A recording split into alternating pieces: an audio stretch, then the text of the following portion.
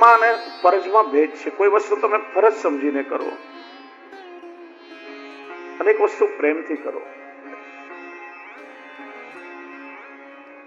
આપણે ગઈકાલે પણ જોયું, સેવા એ વૈષ્ણવની પ્રવૃત્તિ નથી, સેવા એ વૈષ્ણવની વૃત્તિ છે. ફરજ માનીને સેવા ના કરો.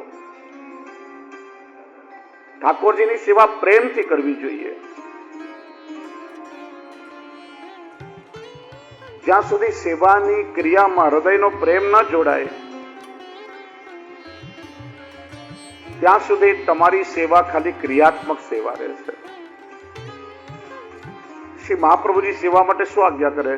ચેતસ તત્ પ્રવણમ સેવા તત્ સિદ્ધે તનુવિદ્ધજા. તમે ખાલી શરીરથી સેવા કરતા રહેશો અને મન બીજે ક્યાંય ભટકતું રહેશે તો તમારી સેવા ક્રિયાત્મક સેવા બનશે. નહીં તમને સેવાનો આનંદ આવે કે નહીં તમારી સેવાથી તમારા પ્રભુને કોઈ આનંદ થાય. એટલા માટે શ્રી મહાપ્રભુજીએ અને શ્રી ગુસાઈજીએ આ રસરૂપ સેવા બતાવી છે આપણને. કેવલ નિરસ અને શુષ્ક કર્મ નથી. એટલે ગોપાલદાસજી કહે છે, વેદ દધી મધ્ય નવનીત જે ભજન રસ.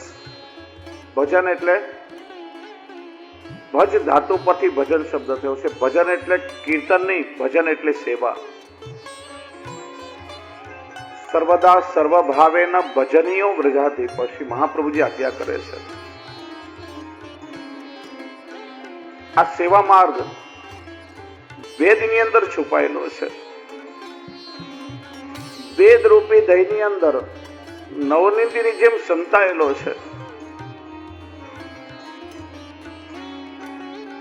અને એટલા માટે શ્રી મહાપ્રભુજીએ એ વેદ આદિનું મંથન કરી અને એમાંથી આ સેવા માર્ગ પ્રગટ કર્યો છે.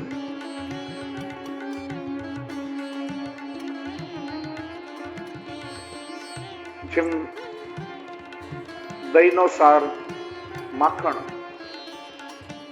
અને માખણનો સાર ઘી.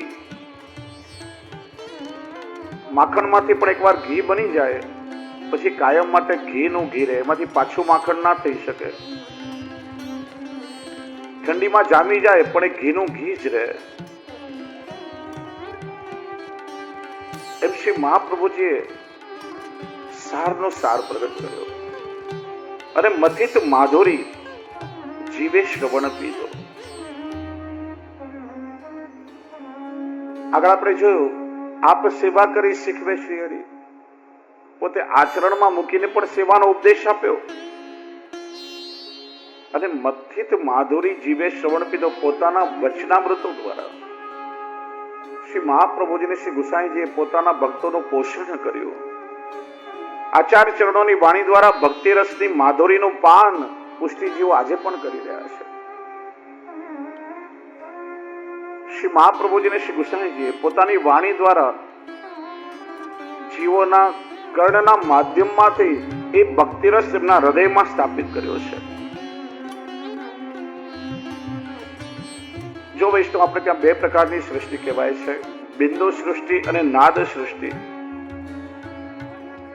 વલ્લભ કુલ એટલે બિંદુ સૃષ્ટિ અને આ પુષ્ટિ જીવો વૈષ્ણવ એટલે નાદ સૃષ્ટિ.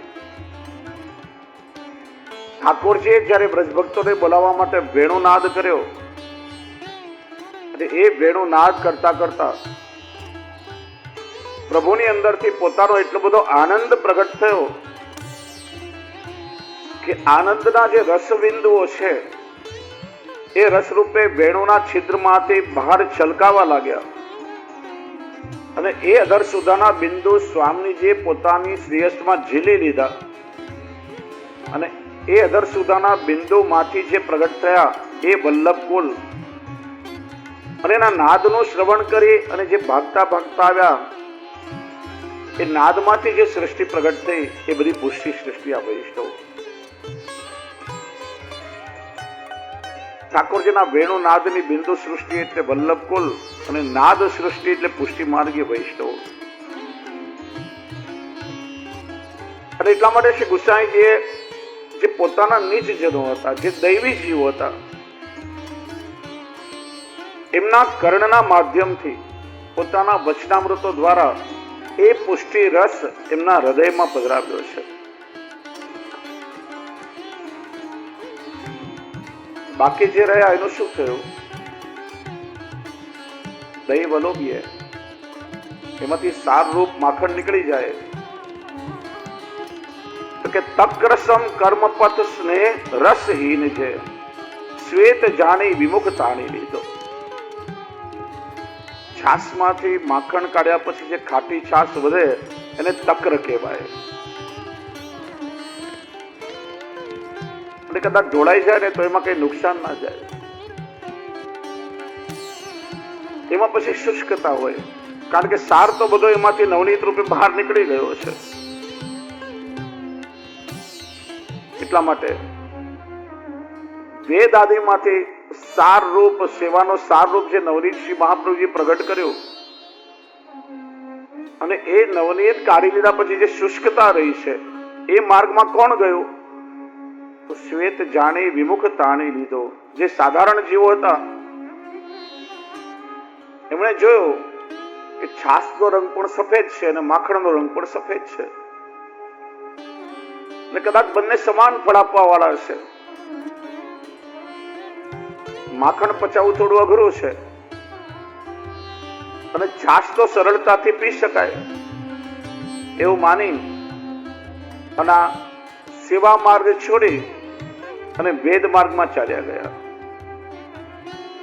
જે જીવો પુષ્ટિના અધિકારી નહીં હતા એ બધા કર્મકાંડમાં ચાલ્યા ગયા. હું આ કરીશ તો મને આ ફળ મળશે, પેલો યજ્ઞ કરીશ તો મને પેલું ફળ મળશે, આ સાધન કરીશ તો આ ફળ મળશે, પેલી પૂજા કરીશ તો કંઈક જુદું ફળ મળશે. એ જીવને એવું લાગ્યું કે આ કર્મ માર્ગ એવો છે કે હું થોડું કરીશ ને મને વધારે ફળ મળી જશે. આમ જલ્દી મેળવવાની લાલચમાં રાજમાર્ગ છોડી અને કર્મ માર્ગની વાંકી ચૂકી કેડી પર જીવ ચાલવા લાગ્યો. અને એ જીવો પ્રભુની ભક્તિથી વિમુખ થઈ ગયા. જો આ કલિયુગમાં બે વસ્તુથી બહુ સાવધાન રહેવું જોઈએ. એક સસ્તું અને બીજું સરળ. આજે આપણને બે વસ્તુ બહુ ગમે, સસ્તું પણ જોઈએ અને સરળ પણ જોઈએ. બજારમાંથી ચાઇનીઝ વસ્તુ બધી ઉપાડી લાવીએ, પછી ચાલે તો ચાલે, ના ચાલે તો ના ચાલે. સરળને બદલે સાચું શોધવાનો પ્રયત્ન કરો. સાચા માર્ગે ચાલશો, કદાચ એ માર્ગ લાંબો હશે તો એ તમને તમારા ગંતવ્ય સ્થાન સુધી પહોંચાડશે, તમારી મંજિલ સુધી તમને પહોંચાડશે, તમને ક્યાંય ભટકવા નહીં દે. ટૂંકો માર્ગ શોધવા જશો તો વચ્ચે કદાચ ક્યાંક માર્ગ ભટકી જશો કે તમને આડે માર્ગે ચડાવી પણ દેશે. સરળને બદલે સાચું શોધવાનો હંમેશા પ્રયત્ન કરો. આજે આપણને લોકોને એવી ટેવ પડી છે ક્યાં માથું નમાવવું ને ક્યાં ના નમાવવું, એનો વિવેક આજે આપણામાં નથી. ચારે બાજુ એક ભટકવાની વૃત્તિ થઈ ગઈ છે. જ્યાં ભીડ દેખાય એ સંત સારા મોટા, જ્યાં વ્યવસ્થા મળી એ મંદિર સારું. સરળ શોધવાને બદલે હંમેશા સત્ય શોધવાનો પ્રયત્ન કરો, તો તમે તમારી મંજિલ સુધી પહોંચી શકશો. એમ કહેતા જેને આ ભજન રસનું પાન કર્યું, જેને આ લૌકિક રસ પીધો, એનું કર્તવ્ય શું એનું નિરૂપણ ગોપાલદાસજી હવે ત્રીજી કડીમાં કરી રહ્યા છે.